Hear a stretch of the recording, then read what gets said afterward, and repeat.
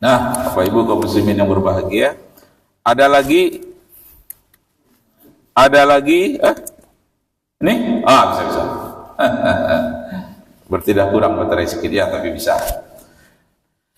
Ada lagi seorang ustadz, tapi bukan ustadz benaran, artinya lebih dari sekedar ustadz.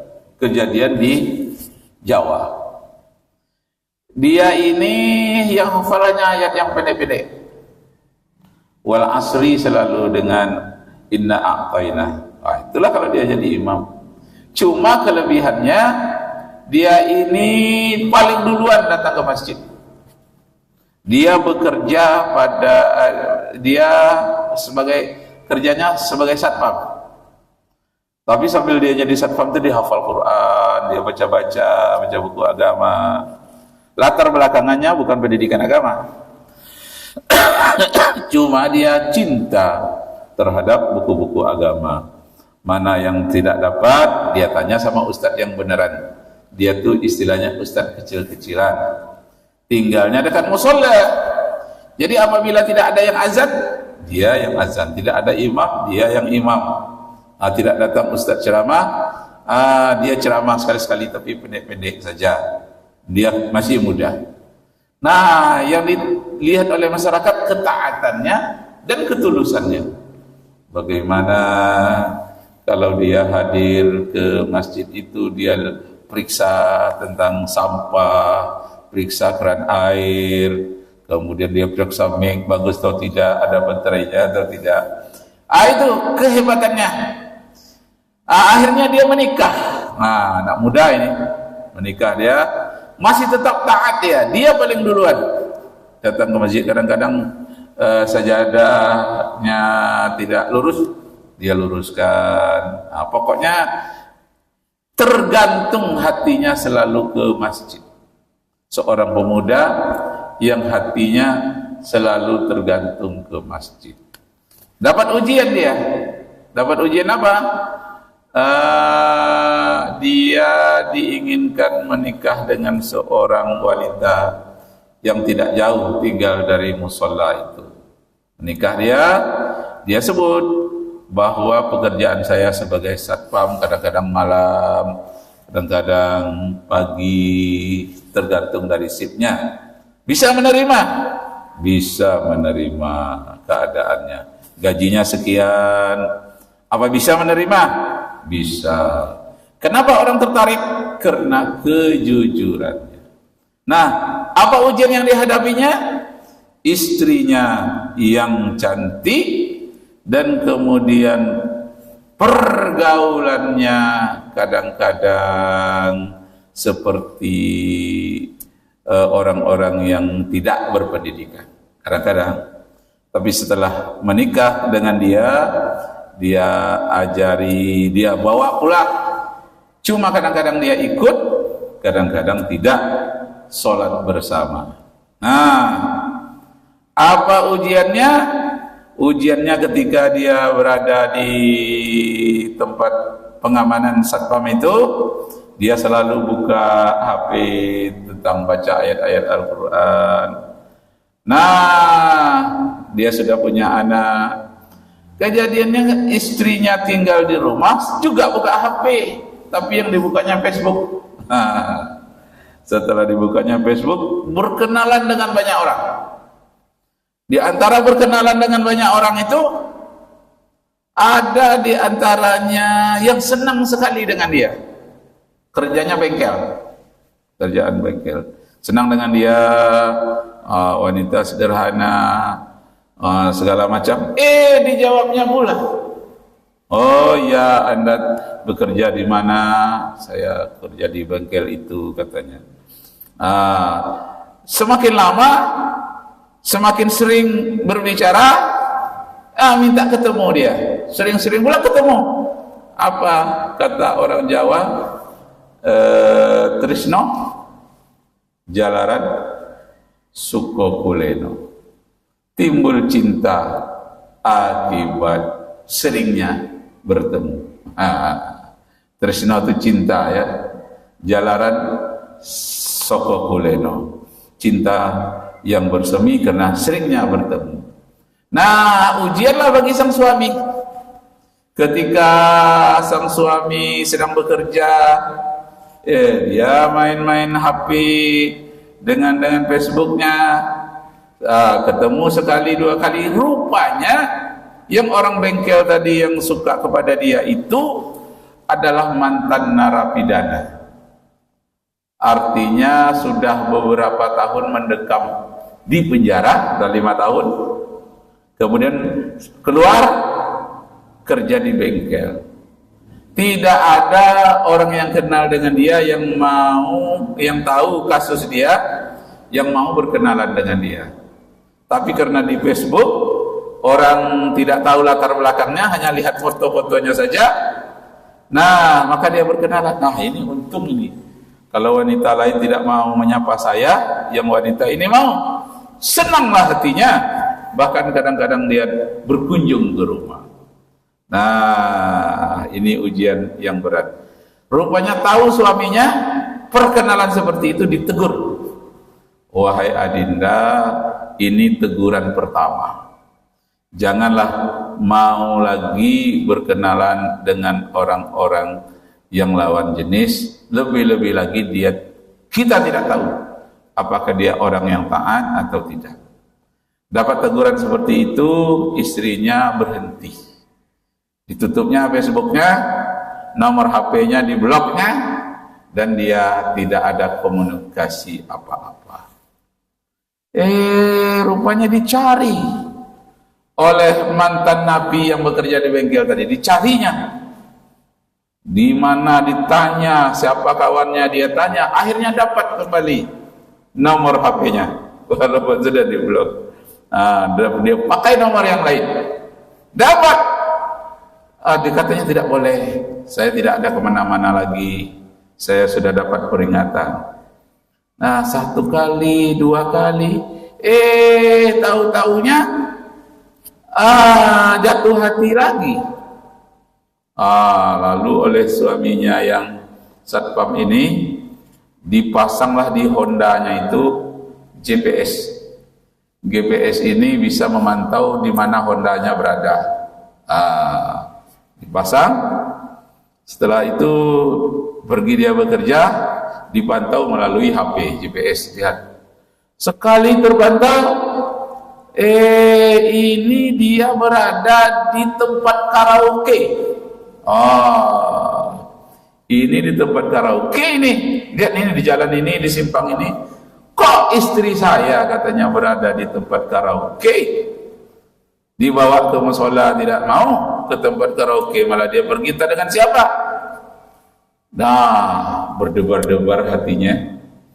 Dia pinjam Honda temannya pergi ke tempat karaoke itu. Nah, ketika dia pergi ke tempat karaoke, nampaklah Hondanya ada di depan karaoke itu. Oh, benar nih, berarti istri saya ada di sini nih.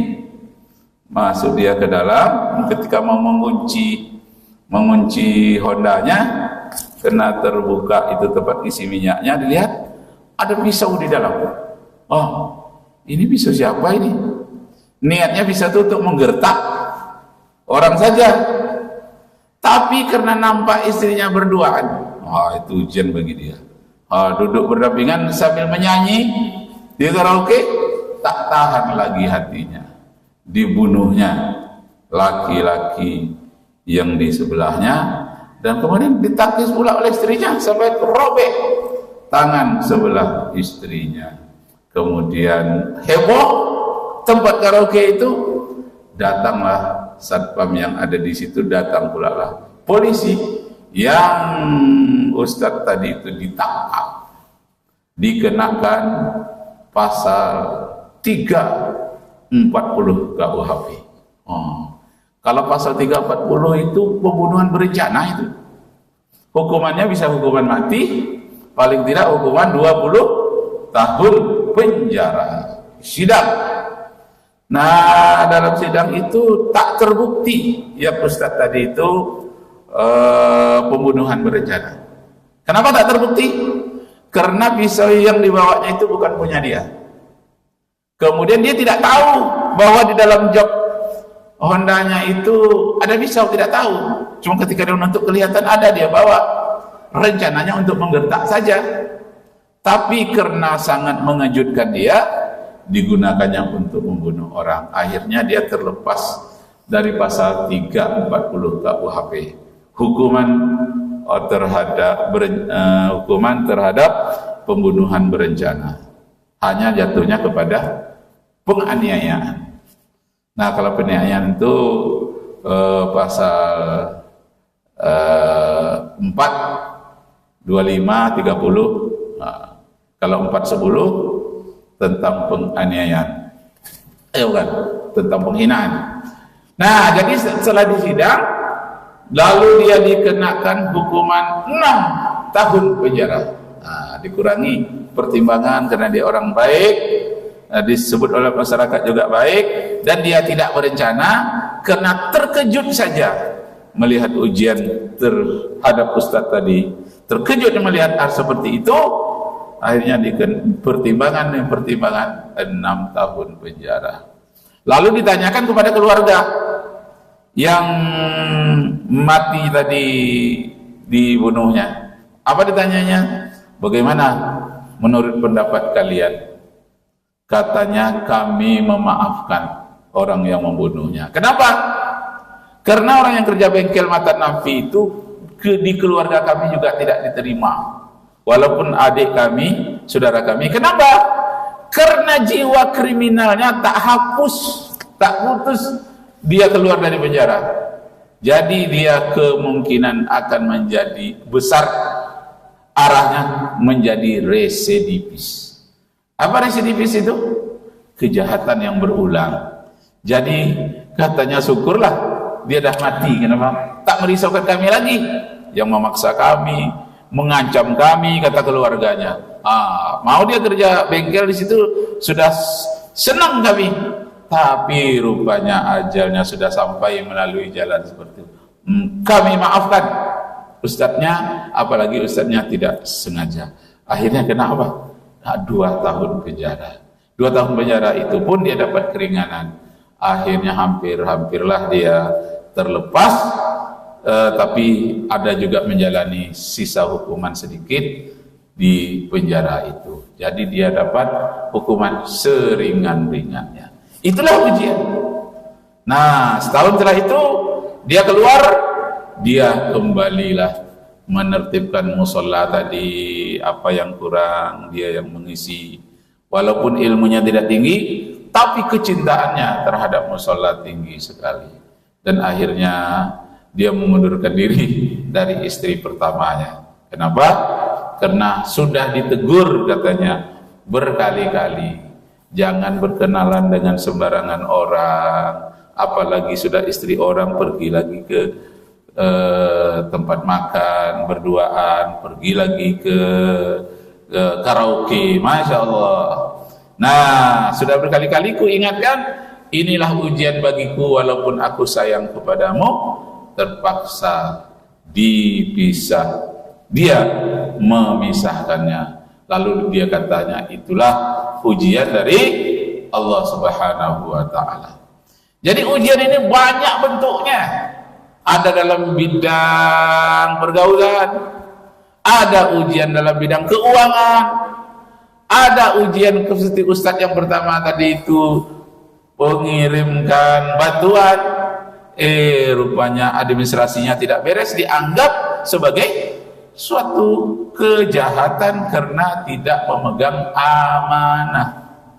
Nah, ujian-ujian itu banyak dilalui oleh manusia dengan bermacam-macam ragam. Kalau tidak kuat iman kita, kita bisa terperosok lebih jauh dalam yang mengerikan dan merugikan kita.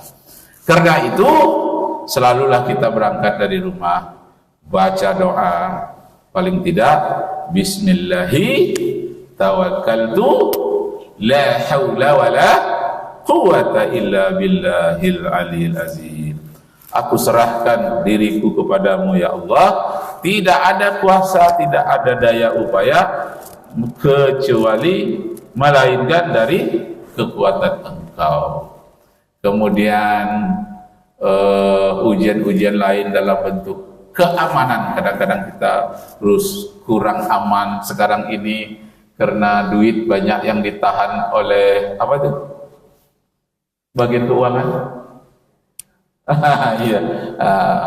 Jadi itu ujiannya luar biasa pula. Ujian dalam bidang keuangan, ujian dalam penipuan. Orang bawa kendaraan hati-hati, banyak pula begal-begal sekarang ini. Itu ujian itu. Begal-begal ini perampok sebetulnya. Jadi kalau kita tidak hati-hati, banyaklah perampok-perampok itu yang kadang-kadang begal itu dia minta uang, kadang-kadang kendaraannya langsung yang dia bawa. Nah, karena itu kita minta hati-hati. Ujian dalam kehidupan ini tiada hentinya. Maka berdoalah pula kita kepada Allah supaya kita keluar dari problem yang kita hadapi itu. Bacalah doa, wa may yattaqillah yaj'al lahu makhraja wa yarzuquhu min haitsu la yahtasib.